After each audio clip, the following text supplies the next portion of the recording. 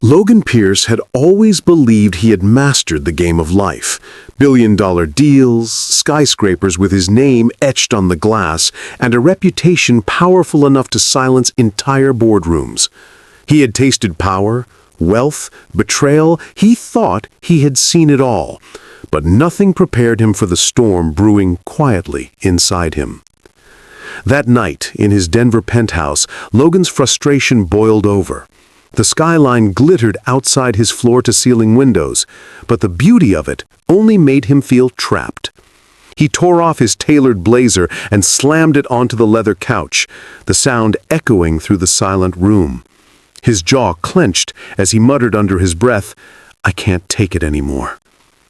From the marble counter, Carter Hale, Logan's personal assistant and right-hand man of 8 years, watched with folded arms. Carter had seen Logan furious during corporate battles, during board meetings where billions were at stake. But this wasn't business anger. This was personal, raw, and unsettling. "What happened this time?" Carter asked, his voice calm though his eyes narrowed with curiosity. Logan exhaled sharply, pacing like a caged lion. She raised a glass of champagne, toasted to us getting back together, and then snapped a selfie with the dessert. Like I was some kind of trophy. Am I a man, Carter, or a stock climbing on the market? Carter gave a half smile. "It was just dinner." "Dinner?" Logan snapped, stopping mid-stride. "She told me she missed me and my helicopter in the same sentence. Nobody sees me anymore. They only see the money." For a moment, silence fell. Logan's voice cracked, not in weakness, but in a rare crack in the armor of a man who usually wore wealth like a shield. Carter stayed quiet, knowing better than to argue. Logan Pierce hated pity, but Carter could see it, the loneliness eating at him. Then, suddenly, Logan froze mid-pace. A spark lit in his eyes. His lips curled into the kind of smile Carter had learned to distrust. "No," Logan said softly, but his voice carried fire. "That's it. I'm done with the fake smiles, done with the hidden agendas. I'll run my own experiment." Carter groaned, dragging a hand down his face. "An experiment? Logan, every time you use that tone, the stock market trembles or somebody ends up crying." Logan ignored him. His steps slowed, his words deliberate.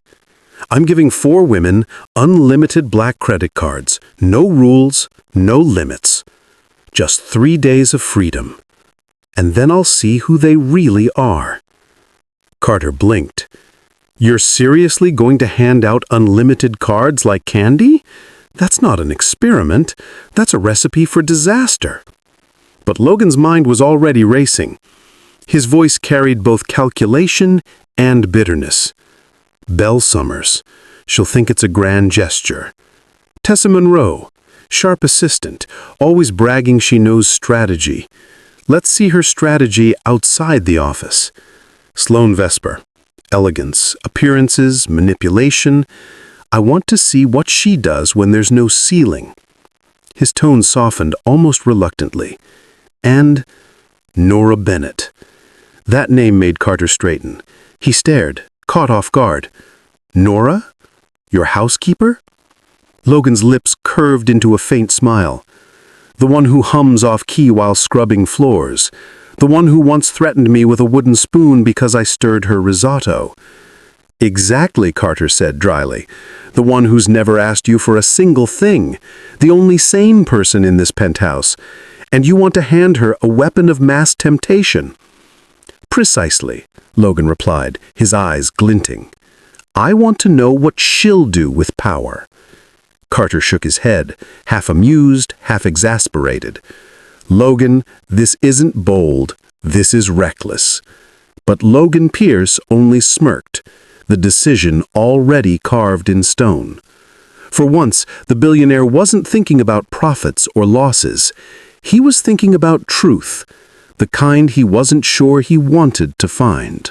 The next morning, the penthouse no longer felt like a sanctuary. On Logan's mahogany desk, 4 black envelopes rested side by side, names written in silver ink like pawns on a chessboard. Logan sat behind the desk, his fingers tapping against the polished wood, his mind sharp and restless. Carter entered with 2 steaming cups of coffee and stopped cold when he saw the envelopes. "Oh no," he muttered. "You actually did it." Logan's mouth curved into a smug grin. "I told you. The cards are ready." Carter set the mugs down, eyeing the envelopes as though they were explosives. "Unlimited black cards, 3 days of freedom. You've officially lost your mind." "Or," Logan countered, "I'm about to find out who around me actually has one." One by one, the women arrived. Belle Summers was first. She strolled in wearing a dress that screamed for attention, ruby silk, plunging neckline, diamonds glittering on her wrist. Her heels clicked against the marble floor like a victory parade. She didn't even bother with presentlies. She leaned across the desk, lips painted crimson. "Is this a breakup present?" she teased, eyeing the envelope, "or a reconciliation bribe?" He slid it towards her without a flicker of emotion. "Neither. It's yours, for 3 days. No limit." Her eyes sparkled. She laughed, a sound more rehearsed than genuine, and plucked the envelope from the desk. Finally, admitting I'm priceless, huh? Before gliding out, card gleaming between her manicured fingers. Next came Tessa Monroe, Logan's assistant. Where Belle was glamour, Tessa was precision. She entered in a sharp blazer, tablet tucked under her arm, posture rigid. She raised one skeptical eyebrow at the envelope waiting for her. "You're not dying, are you?" she asked dryly. "Not yet," Logan replied, leaning back in his chair. "Consider it a gift. 3 days. Spend it however you see fit." Tessa studied him, her eyes calculating. She accepted the envelope without a smile, but Logan knew her mind was already racing through spreadsheets, strategies, opportunities. She left as quietly as she had come, ambition masked behind professionalism. Then came Sloane Vesper. If Belle was fire and Tessa was ice, Sloane was pure theater. Draped in couture, sunglasses on, though it was barely 10 in the morning, she looked like she had stepped straight off a magazine cover. She didn't sit. She leaned lazily against the doorframe, eyeing the envelope as though it were a trap. "This feels like a trick, Logan," she purred. "Not at all. 3 days. No rules." Her smirk widened, slow and deliberate. "You'll regret this," she said, plucking the card from his desk like a queen claiming her crown. With a flick of her hair, she was gone. Finally, Nora Bennett appeared, not through the front door, but from the side hallway. She had a dish towel slung over her shoulder and a bowl of raw dough balanced in her hands. "Boss, that oven's making noises again. Sounds like it's coughing." Carter nearly choked on his coffee. "You're seriously dragging her into this circus?" Logan ignored him, rising to his feet. He held out the black envelope towards Nora. She frowned, shifting the bowl in her arms. "You're firing me." "No," he said, his voice softening. "It's a gift." Suspicion flickered across her face. She set the bowl on the counter, wiped her flour-dusted hands on her jeans, and opened the envelope. Her eyes widened at the sleek black card inside. "You're feeling okay?" she asked, squinting at him. "Because yesterday I gave you banana bread, and it was burnt. Badly burnt." Logan chuckled at himself. "Take it, Nora. 3 days. Use it however you want." She looked at him as if he had just asked her to launch a spaceship. "Seriously? I can buy anything?" "Anything," Logan confirmed. She slipped the card back into the envelope, shaking her head. "This feels like one of those reality TV shows where someone jumps out from behind a couch yelling, 'Gotcha!' But she tucked the envelope under her arm anyway, muttering about ovens and flour as she left the room. Logan sank back into his chair, a flicker of anticipation stirring in his chest. 3 days, 4 women, 4 choices. He told himself he already knew how the story would play out, but deep down he felt a strange tug of curiosity, especially about the one woman who hadn't laughed, bragged, or smirked when she held the card. the one who had looked at it like it was both a miracle and a burden. Nora Bennett. Carter was efficient, as always. Within days, he had gathered reports on each of the women who had received Logan's black cards. He walked into Logan's office, tossing a folder onto the desk with a grin. "You're gonna want to see this," Carter said, sliding into a chair. Logan raised an eyebrow. "Already? That fast?" "Oh, trust me, money burns faster than paper in a fireplace." Logan flipped the folder open and scanned the pages. The first report was Belle's. In less than 48 hours, she had charged up designer handbags, an entire rack of clothes from Paris, and, Logan smirked, jewelry that glittered like stars. "Belle wasted no time," Logan muttered. "Belle treats credit limits like speed limits. They're more of a suggestion," Carter replied dryly. Next was Tessa. Logan wasn't surprised to see her bills were no less outrageous. Luxury resorts, expensive wine, and a week's booking at a spa in Aspen. "She's planning her own red carpet event," Carter said. Logan turned to Sloane's page. Surprisingly, she was slower to spend, but the purchases were calculated. Art pieces, exclusive club memberships, investments in brands. Logan frowned. "She's playing a long game." "Exactly," Carter said, leaning forward. "She's not blowing the money on handbags. She's buying herself power."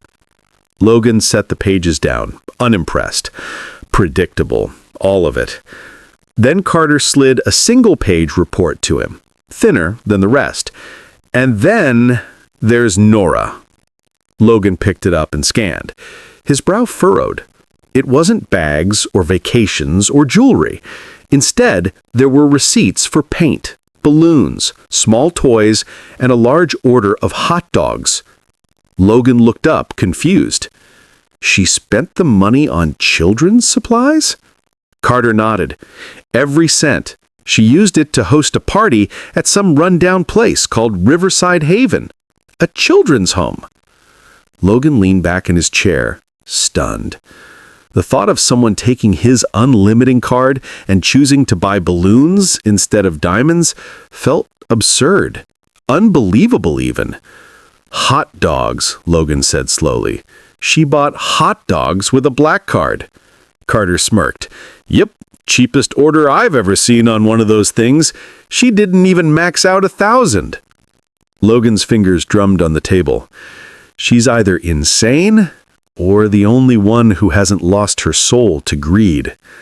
Carter tilted his head. "And let me guess, you're curious now." Logan didn't answer right away. Instead, he stared at Nora's name on the page. Something about her choice unsettled him. Not because it was foolish, but because it was so different. It was honest. For the first time in years, Logan felt something tug at him. Something unfamiliar. He pushed the report away and stood up.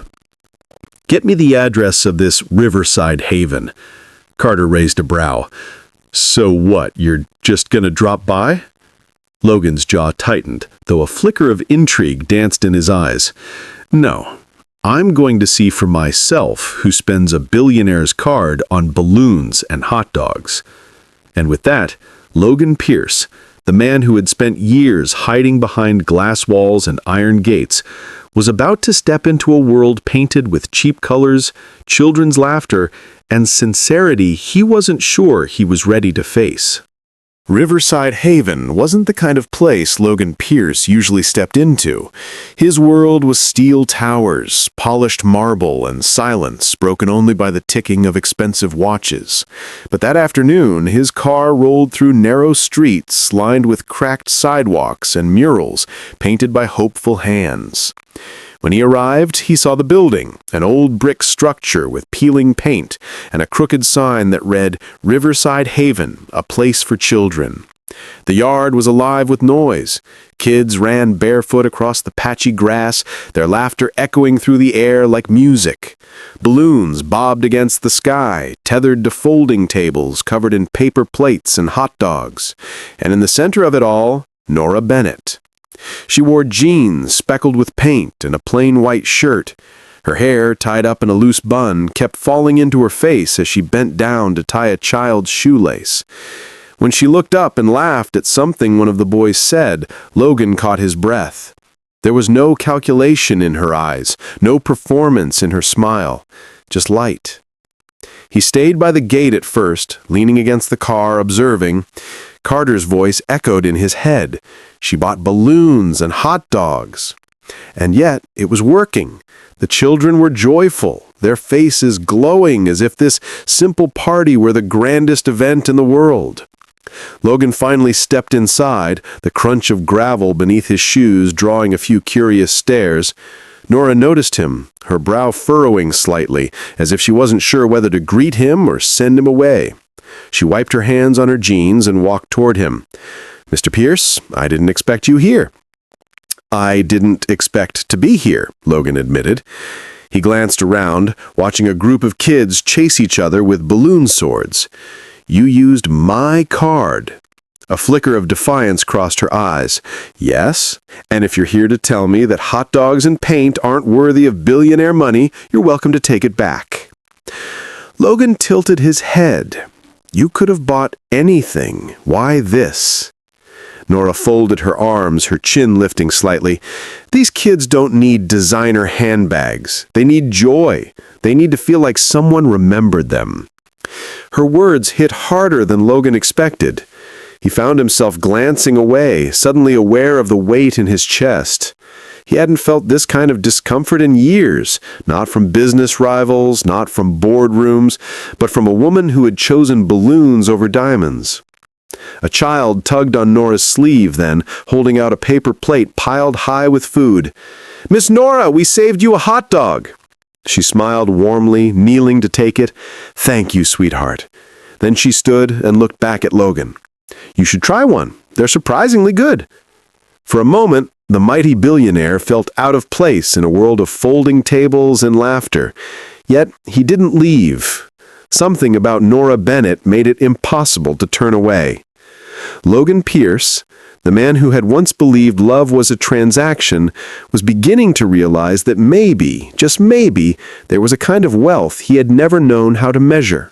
The courtyard of Riverside Haven had been transformed into a carnival of laughter.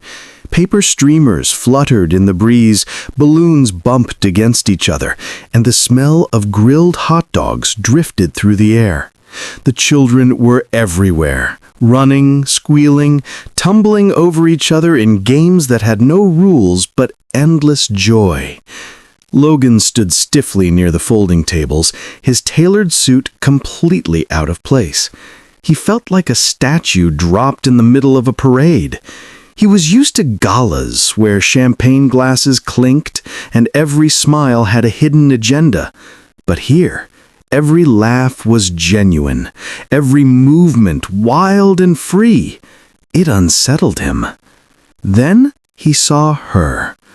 Nora came out of the building dressed in the most ridiculous thing he'd ever seen, a bright clown costume with oversized shoes and a painted red nose.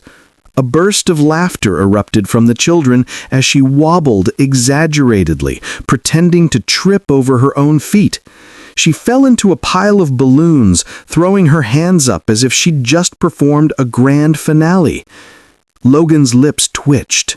Against his will, the corner of his mouth curved upward. One of the kids noticed him standing there, stiff as a board. "Mister, you're not smiling. Miss Nora says everyone has to smile at the party." Logan cleared his throat. "I don't usually smile." The little girl crossed her arms, unimpressed. "Then you're doing it wrong." The crowd of children pulled at his hands, dragging him toward the tables. Nora caught the sight and chuckled behind her painted red nose. "Careful, everyone! You're about to break the billionaire!" She shot him a look, and she winked. It was infuriating and oddly disarming. Moments later, he found himself holding tongs, standing behind the grill. Carter would have fainted if he saw Logan Pierce serving hot dogs on paper plates. But the children didn't care who he was. To them, he was just the tall, serious man who hadn't figured out how to squirt ketchup without making a mess. "Like this," Nora said, stepping close to show him. Her hand brushed his, steadying the bottle. Her laughter was light, effortless, and it stirred something deep inside him. He studied her while she passed out balloon animals, her painted face glowing with joy. There was no trace of greed, no mask of pretense. She was exactly who she appeared to be, someone who cared. When the sun began to set, the courtyard twinkled with strings of lights. Children sat in circles, sticky-fingered and tired, but happy.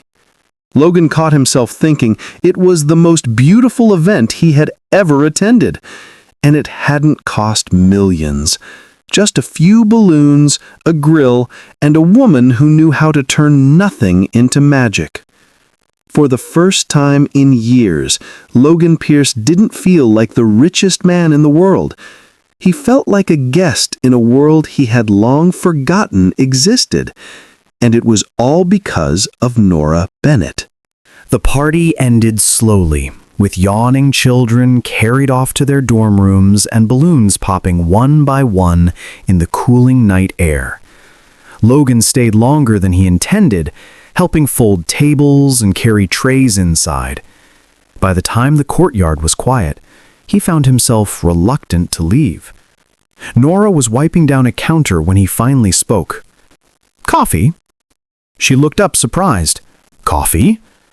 He cleared his throat. "Yes, you've earned it after tonight." Her eyes narrowed playfully. "Are you asking me out, Mr. Pierce? Or is this just another part of your experiment?" Logan hesitated, unaccustomed to being challenged so directly. "Let's call it research." Nora laughed softly, shaking her head. "You're impossible. Fine. There's a cafe down the street, but don't expect me to sit in one of your 5-star restaurants." Minutes later, they were seated in a small, cozy cafe with chipped mugs and mismatched chairs. The hum of soft jazz filled the air, and the smell of fresh coffee beans clung to the air like comfort itself. Logan shifted awkwardly in his seat, unused to places without crystal chandeliers or waiters in tuxedos. "You're uncomfortable," Nora said, sipping her coffee. "I'm not," he replied too quickly. She arched an eyebrow. "You're sitting like the chair is going to bite you." For a moment, silence stretched between them. Logan stared at the steam rising from his cup, trying to remember the last time he sat with someone without an agenda. Finally, Nora leaned forward. "Why did you give me that card, Logan? Really?" He looked up, his jaw tightening. "I was testing something. People. Their choices. And what did you expect me to choose?" "Not hot dogs," he admitted, with a hint of the smile tugging at his lips. She chuckled softly. "Well, then you underestimated me." Her eyes softened as she spoke. "Look, I know what people think when they see you, wealth, power, untouchable. But the truth is, all that money doesn't change the world for people like these kids. It's balloons and hot dogs that change their world. It's showing up. Do you get that?" Logan didn't answer right away. He just watched her, feeling a strange ache in his chest. For years, he had surrounded himself with people who wanted what he could give them. Yet here she was, speaking as though none of that mattered. Something shifted inside him then, a small crack in the armor he'd worn for so long. "Maybe I'm starting to," he said quietly. Nora smiled, and it wasn't the kind of smile that asked for anything in return. It was simply real. And for Logan Pierce, that was rarer than gold. The gala was everything Riverside Haven was not. Grand chandeliers, velvet curtains, and a sea of glittering gowns that shimmered under golden light. Logan had been to countless events like this, but tonight felt different. Tonight, he wasn't scanning the room for investors or rivals. He was watching the door, waiting for her. When Nora walked in, it was as though the noise dimmed for a moment. She wore a simple navy dress, not the most extravagant gown in the room, but somehow she looked more radiant than anyone there. Her hair was pulled back, and her eyes carried the same warmth she wore at the children's home. Logan found himself smiling before he realized it. Carter, standing beside him, nudged his arm. "Careful, boss. People will notice." Belle noticed first. Dressed in a glittering silver gown, she glided up to Logan, her hand brushing his arm as though she still owned the right. "Logan," she purred, "it's been too long. Shall we dance?" Before he could answer, her gaze followed his. She saw Nora, and her smile faltered, replaced by thinly veiled disdain. "Oh, you brought her." Tessa wasn't far behind, her laughter sharp as she whispered something to Sloane, who smirked and sipped her champagne. Whispers began circling the room like smoke. Who is she? Why is Logan Pierce with someone like that? Nora, unfazed, offered Logan a soft smile as she approached. "You look uncomfortable," she teased. "I always look uncomfortable at these things, but somehow you make the place tolerable." Before he could say more, Sloane stepped forward, raising her glass. "To Logan Pierce and the women who know how to keep up with him." Her words dripped with implication, and laughter rippled through her circle. Nora's cheeks flushed, but she stood tall. Logan's jaw tightened.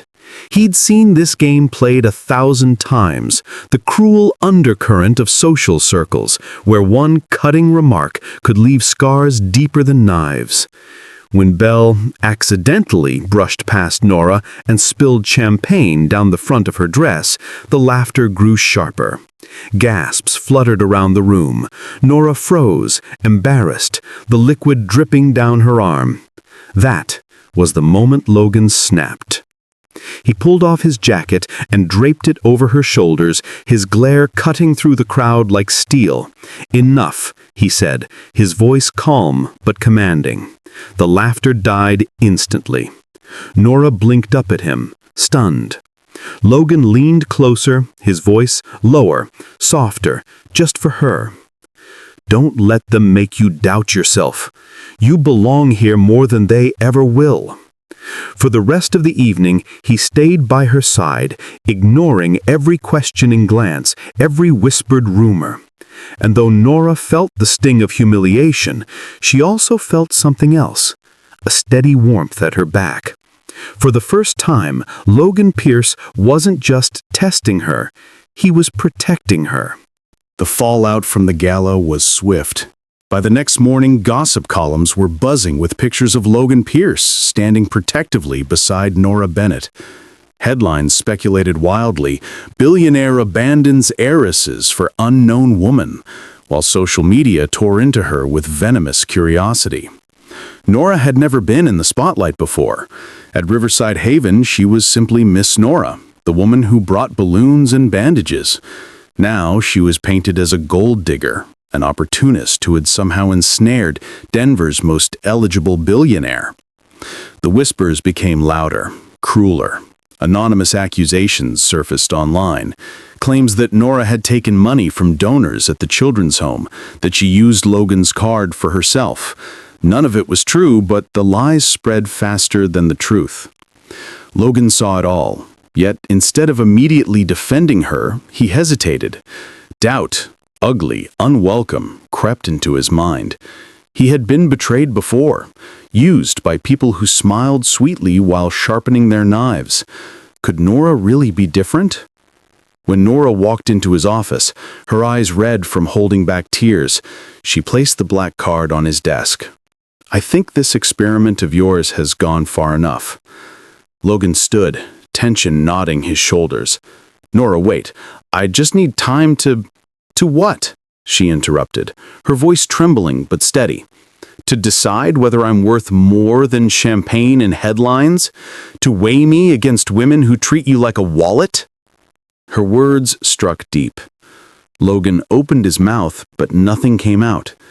He didn't know how to explain the battle raging inside him, the war between fear and hope. Nora shook her head, pain flickering in her eyes. "I thought maybe you were different, that behind all the walls and the coldness, there was someone who believed in more than money. But I was wrong." She turned and walked out, leaving the card behind. For the first time in years, Logan felt powerless. His empire, his wealth, his control, none of it mattered in that moment. His office, usually a fortress, suddenly felt like a prison. That night, he sat alone in his glass-walled penthouse, staring at the city lights below. The silence pressed against him like a weight. He thought of Nora's laughter in the courtyard, her painted clown nose, the way she tied a child's shoelace without thinking twice. He thought of how she had made him feel human again. And he realized, with a hollow ache, that he had let his fear drive her away. The richest man in Denver had everything. Yet without Nora Bennett, he had never felt poorer. The following days were brutal. Every news outlet ran the story of the charity scandal. Grainy photos of Nora buying groceries, toys, and paint with the black card were twisted into evidence of greed. Articles screamed, "Billionaire's housekeeper caught misusing funds." Investors called Logan, demanding explanations. Some threatened to pull out of projects if he didn't distance himself from her immediately. Carter stood in Logan's office, jaw tight. "You know this is a setup." Logan paced the room like a predator caught in his own cage. "I know, but knowing and proving are two different things." "Then prove it," Carter said sharply, "because if you don't, you're going to lose more than contracts. You're going to lose her." That was the turning point. Logan couldn't erase Nora's face from his mind when she asked, "Do you believe me now?" He had hesitated once. He wouldn't hesitate again. With Carter's help, he dug into the transactions. They traced the source of the false claims, following digital trails, email threads, and bank records. The deeper they went, the clearer it became. Belle Summers and Tessa Monroe had pooled resources to destroy Nora's reputation. Belle, furious at being discarded. Tessa, desperate to protect her career and claw back influence. Sloane Vesper had known, but stayed silent, unwilling to dirty her hands directly. Logan's fury burned hotter than any boardroom betrayal he had faced. He had been used, manipulated, but this time the damage wasn't just his, it was Nora's, and that was unforgivable. The opportunity came during a high-profile investor dinner at the Mile High Lounge.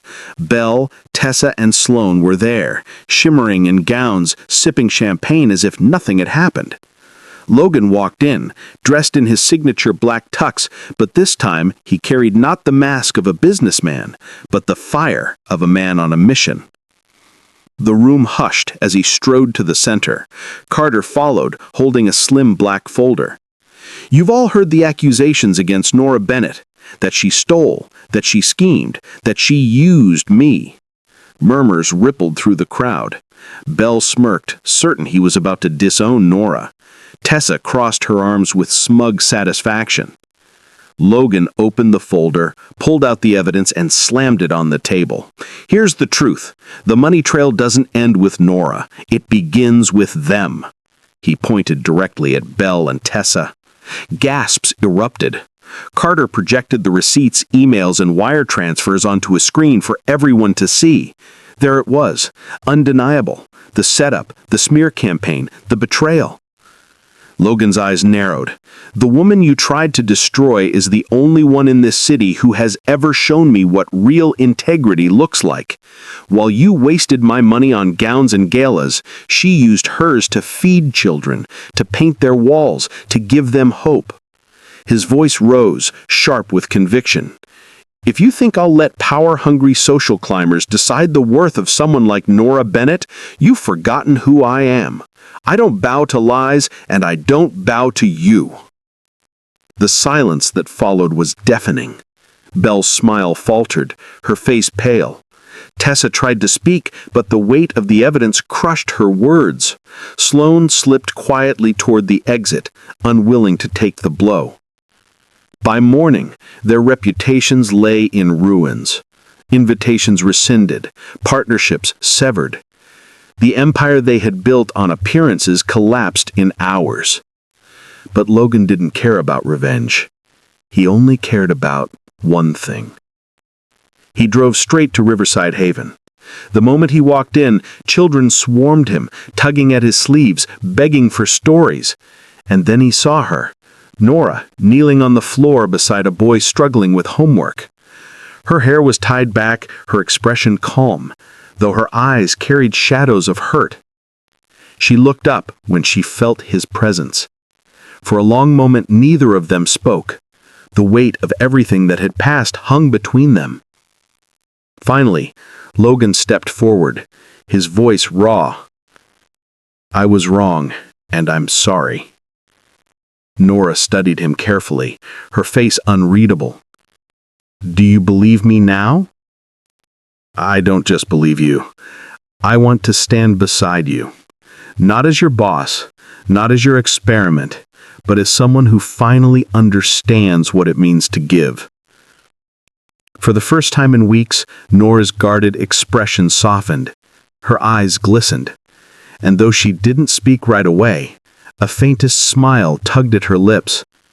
And in that silence, Logan knew he still had a chance not just to win her forgiveness, but to build something far more valuable than wealth. Something real. Life didn't change overnight. Trust, once cracked, couldn't be repaired with apologies alone. Logan knew this. That's why, in the weeks that followed, he didn't try to overwhelm Nora with grand gestures or expensive gifts. Instead, he showed up, quietly, consistently, in ways that surprised even her. Every Saturday morning, his sleek black SUV pulled up outside Riverside Haven. He didn't arrive in a tailored suit. He came in rolled-up sleeves, carrying trays of food or boxes of school supplies. Sometimes he fumbled with a soccer ball, trying to join the children's games. Other times, he sat cross-legged on the floor, listening to their stories with the patience of a man who had finally learned the value of time. At first, Nora kept her distance. She spoke to him politely, thanked him when he helped, but her guard stayed firm. Yet Logan didn't push. He let his actions speak. Slowly, the walls between them began to lower. One afternoon, as they repainted one of the children's dorm rooms, Nora glanced at him. "Why are you doing all this, Logan? You've already cleared my name. You don't owe me anything." Logan paused, brush in hand. "Maybe I don't owe you, but I owe myself the truth. And the truth is, Nora, I've spent my whole life measuring success in numbers. Deals closed, profits made, but none of it ever made me feel alive. You did. You and these kids. For the first time, I feel like I'm part of something that matters." Her brush froze mid-stroke.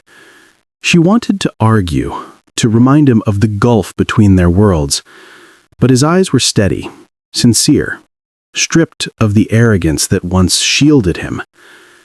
She saw a man, not a billionaire. And against her better judgment, she began to believe him.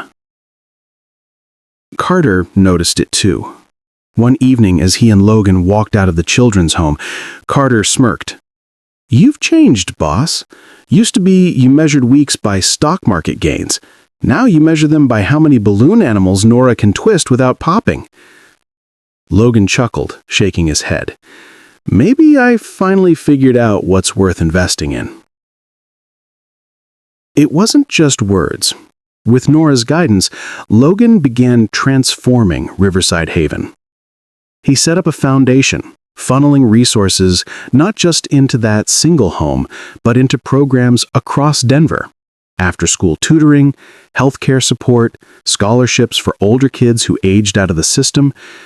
But unlike before, when he would simply sign checks and walk away, he stayed involved.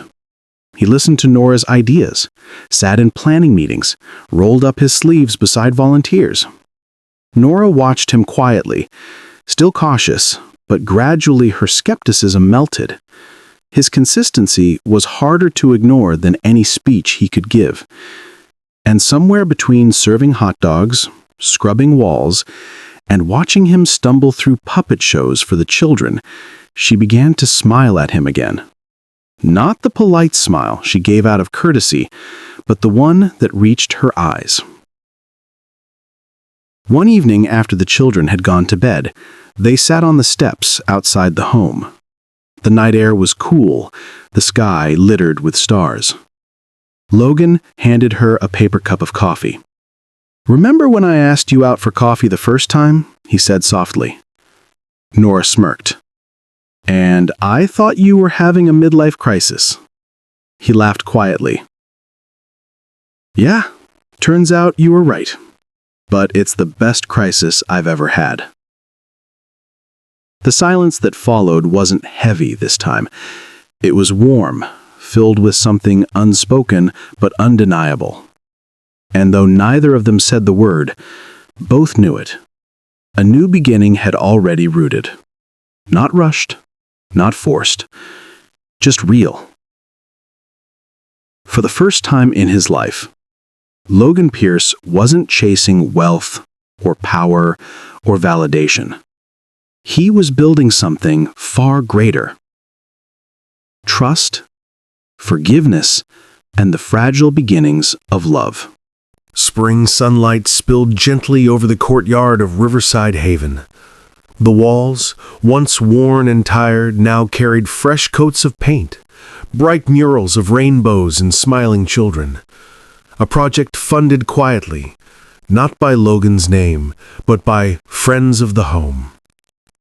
Nora walked hand in hand with two children, helping them plant flowers along the garden path. Her laughter rang clear, soft and healing, a sound that had become the heartbeat of the home. For the first time in years, she felt safe, seen, whole. Behind her, Logan approached slowly, carrying a tray of lemonade. The billionaire who once lived behind glass walls now wore rolled-up sleeves, dirt on his shoes, and an ease in his smile that no one in Denver's boardrooms would have recognized.